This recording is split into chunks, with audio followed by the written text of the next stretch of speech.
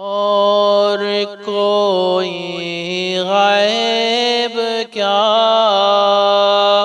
تم سے نہا ہو بھلا، اور کوئی غیب کیا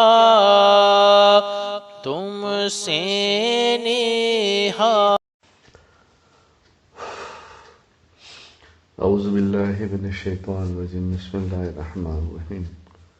لا الہ الا اللہ محمد رسول اللہ صلی اللہ علیہ النبی وعلی آلہ صلی اللہ علیہ وسلم۔ صلاۃ و سلام علیک یا رسول اللہ صلی اللہ تعالی علیہ وسلم۔ قرآن و حدیث کی روشنی میں حضرت عمار رضی اللہ تعالیٰ عنہ حضرت عمار رضی اللہ تعالیٰ عنہ جب جوان ہوئے، اس زمانے میں حضور پاک صلی اللہ علیہ وسلم نے اسلام کی دعوت شروع کی، جس سے متاثر ہو کر حضرت عمار رضی اللہ تعالیٰ عنہ ایمان میں داخل ہوئے۔ اسلام میں داخل ہوتے ہی اپنی والدہ حضرت سمیہ رضی اللہ تعالیٰ عنہ کے پاس گئے اور ان کے سامنے توحید کی دعوت پیش کی۔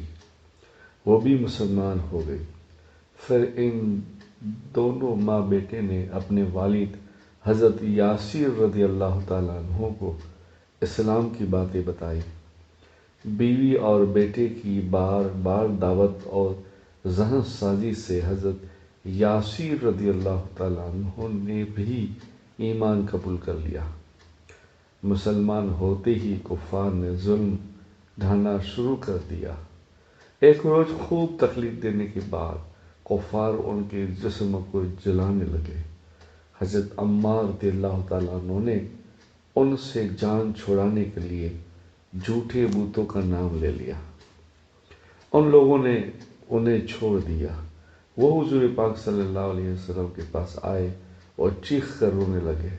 حضور پاک صلی اللہ علیہ وسلم نے وضاح دریافت کی تو بتایا کہ جان بچانے کے لیے میں نے بتوں کا نام لے لیا۔ حضور پاک صلی اللہ علیہ وسلم نے فرمایا، تمہارا دل ایمان پر ثابت تھا؟ تو عرض کیا، ہاں یا رسول اللہ۔ اسی وقت اللہ تعالیٰ نے حضرت عمار رضی اللہ تعالیٰ عنہ کے حق میں آیت نازل فرمائی۔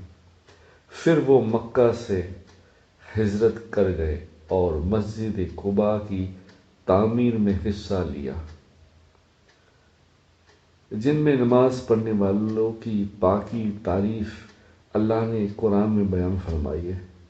حضرت عمار رضی اللہ تعالیٰ عنہ حضور پاک صلی اللہ علیہ وسلم کے ساتھ تمام غزوہ میں ساتھ رہے۔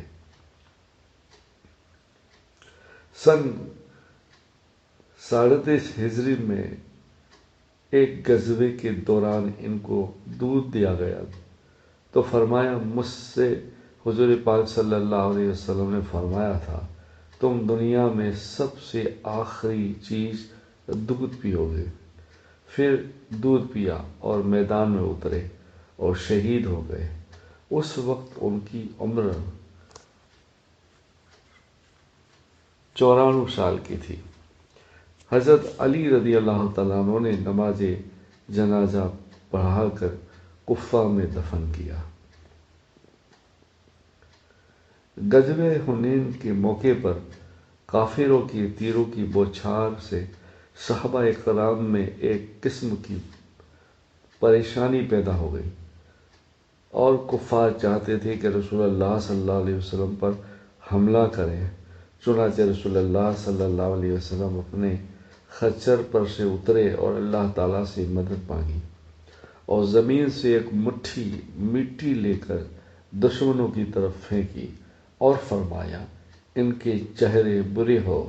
چنانچہ کوئی کافر ایسا نہ تھا کہ جس کی آنکھ مٹی سے نہ بھر گئی ہو، اور وہ سب پیٹھ پھیر کر بھاگنے لگے۔ کتاب مسلم شریف حدیث پاک 4619، روایت حضرت سلمہ بن اکوع رضی اللہ تعالیٰ عنہ۔ رسول اللہ صلی اللہ علیہ وسلم نے فرمایا، جو شخص اللہ کی منادی یعنی معاذین کی اذان سنے اور نماز کو نہ جائے تو اس کا یہ فعل سراسر ظلم، کفر اور نفاق ہے۔ کتاب طبرانی کبیر، روایت معاذ بن انس رضی اللہ تعالیٰ عنہ۔ جب کوئی مسجد میں داخل ہو تو یہ دعا پڑھے، اللہم افتح لی ابواب رحمتک۔ ترجمہ، اے اللہ میرے لیے رحمت کے دروازے کھول دے۔ کتاب مسلم شریف، حدیث پاک 1652، روایت ہے ابو حمید اور ابو سعید رضی اللہ تعالیٰ عنہ۔ رسول اللہ صلی اللہ علیہ وسلم نے فرمایا، اللہ تعالیٰ فرماتا ہے کہ میں اس وقت اپنے بندے کے ساتھ ہوتا ہوں جب بندہ مجھے یاد کرتا ہے اور میری یاد میں اس کے ہونٹ ہلتے ہیں۔ کتاب ابن ماجہ، حدیث نمبر 3792، روایت حضرت ابی ہریرہ رضی اللہ تعالیٰ۔ قرآن میں اللہ تعالیٰ فرماتا ہے، بلا شبہ جو شخص اللہ کے ساتھ شریک قرار دے گا تو اس پر اللہ تعالیٰ جنت کو حرام کر دے گا اور اس کا ٹھکانہ جہنم ہوگا، اور ایسے ظالموں کا کوئی مددگار نہیں ہوگا۔ قرآن پاک سورہ مائدہ، آیت نمبر 72۔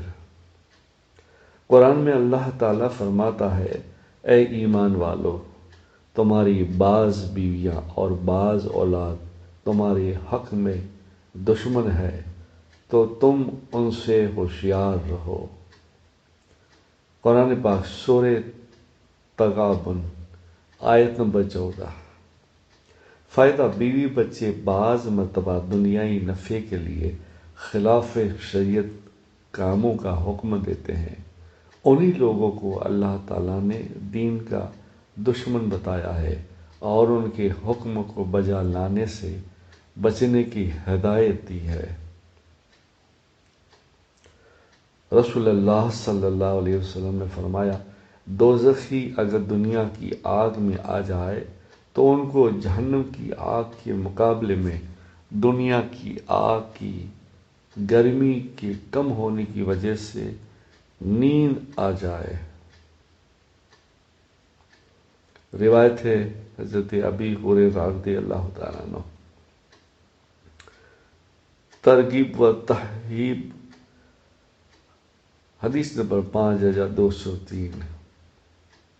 رسول اللہ صلی اللہ علیہ وسلم نے پینے والی چیزوں کو 3 سانس میں پینے کا حکم فرمایا، اور رسول اللہ صلی اللہ علیہ وسلم پینے والی چیزوں کو 3 سانس میں پیتے تھے اور فرماتے تھے، ایسا کرنے سے اطمینان ہو جاتا ہے، تکلیف اور بیماری سے حفاظت ہوتی ہے اور وہ چیز خوب ہضم ہوتی ہے۔ کتاب مسلم شریف، حدیث نمبر 5287، روایت حضرت انس رضی اللہ تعالیٰ عنہ۔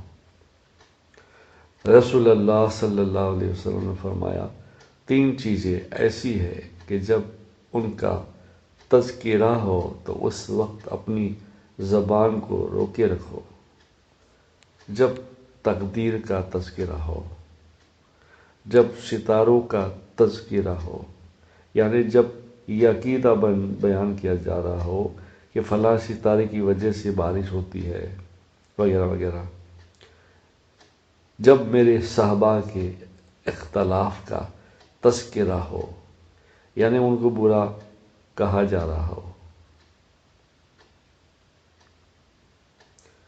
اس وقت ہمیں زبان کو روکے رکھنا چاہیے۔